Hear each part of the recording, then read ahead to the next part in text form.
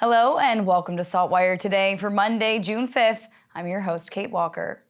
A weekend full of rain has been nothing but welcome news for Nova Scotia in the fight to put out the wildfires burning across the province. The weather has provided some relief. We now know that the two wildfires burning in HRM in Tantallon and Bedford are now considered 100% contained and under control, but not extinguished completely. The Tantallon wildfire covered around 950 hectares, and the Bedford one held at around 4. Many evacuees are now back home. The city is taking a three-phased approach to letting people back in. Residents from Glen Arbor and those east of Stillwater Lake were allowed back as part of Phase 1 yesterday. For residents in the most significantly impacted areas, Phase 3 could be another 2 weeks before going home. Around 4,888 residents are still displaced from the evacuation area, down from 16,492 at the peak of the fires. The very moment it is safe, the municipalities will lift the evacuation orders. They'll do that working with DNRR and the other appropriate agencies. A lot of those people include hundreds of students from Charles P. Allen High School who were out of school last week due to evacuation orders in the area. A donation drive was held at the school over the weekend for affected residents. This week has been very, very difficult. We have a large number of students that have been evacuated, too many who have lost their homes, and we really look forward for when the school opens again, to welcome them back and to have a good check-in with them to see how everyone's doing and what they need. Variables like damage in the area, garbage collection, and possible water contamination factor into how quickly people can return. So the province is working with the municipality. We're working to get well water testing kits into your hands. All the fees to test your water will, of course, be paid by the province at this time. Halifax Water has set up water stations at these addresses that are available as of today. The city says after a wildfire, well water may be contaminated with bacteria and chemicals that can make you sick. Contamination can come from the fire itself, from products used to fight the fire, and from chemicals that seep into the water supply if items such as oil tanks are damaged. Meantime, it's a different story in the southwestern part of the province where the Shelburne County fire is still considered out of control.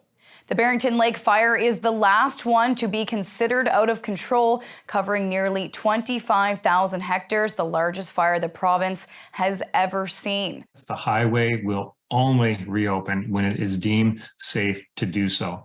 And there's been a lot of analysis about whether the highway can be safely opened at this time. And as of right now, it cannot.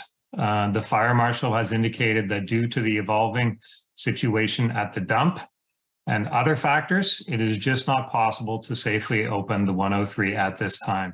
Crews say the rain this week will help, but water bombers from Montana are on standby, and resources from other fires in the area that are now under control can be devoted to Barrington Lake. As of today, the ban on travel and activity in the woods in Nova Scotia has been lifted. Effective at midnight, the rules banning residents from going into the woods were taken down. This means activities like hiking, fishing, camping are now allowed, except for areas that are still under evacuation orders.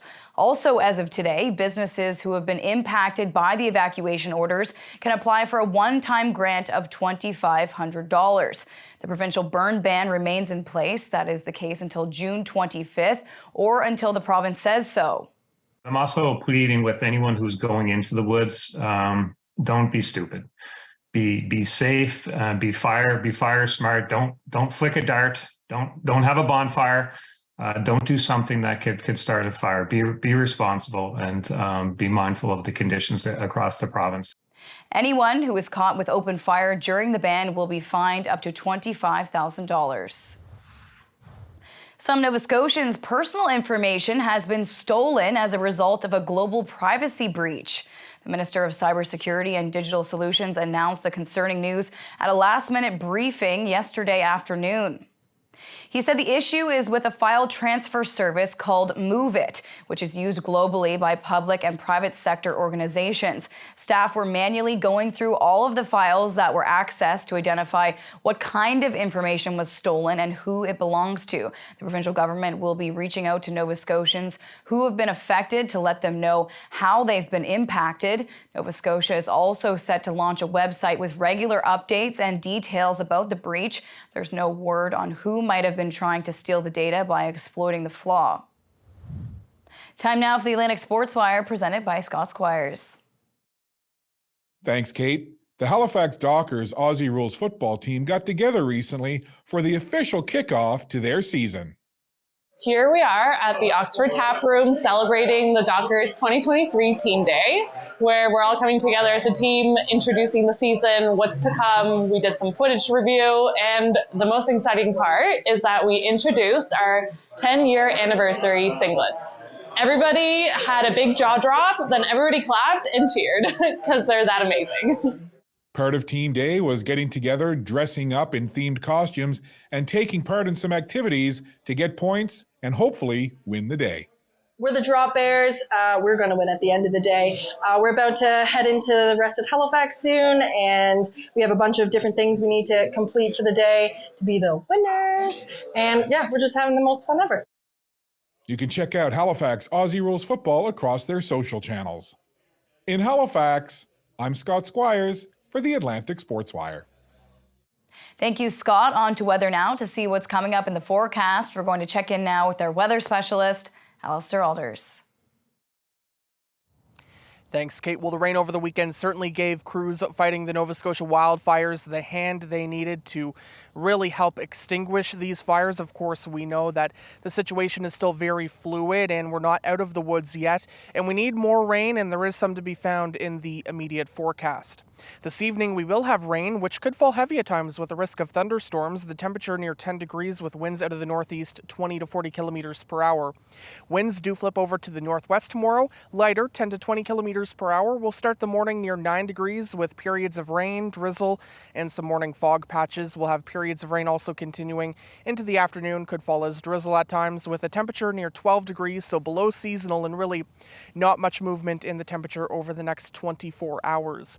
So when you total up the rainfall tonight through Tuesday, we're looking at another 20 to 40 plus millimeters here in the Halifax area, and that plus because we could see those thunderstorms and heavy downpours this evening. So certainly welcome news for the crews battling these wildfires. And as we progress through the week, the low pressure will be overhead, so it will be unsettled, but the rain will start to become more scattered and patchy as the week progresses. So not looking at any substantial rain for the middle to later stages of this week. We could also see some sunny breaks later this week. So really we do need all that rain to help the crews fighting the fires that we're going to get tonight and tomorrow. Kate. Thank you, Alistair. That's all for now. For more extended video and full online articles, stay tuned to SaltWire.com. And you can find us on social media. I'm your host, Kate Walker. Thank you for joining us, and we'll see you back here tomorrow.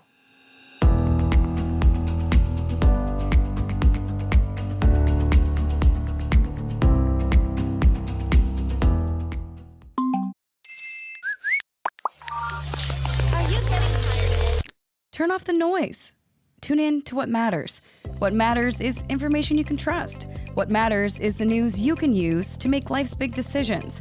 Informed healthcare choices, casting the smart vote, or opening that business. What matters is understanding the world around you. Let SaltWire connect you to what matters with unlimited access to the information you need for only $20 for the first year. Become a member today.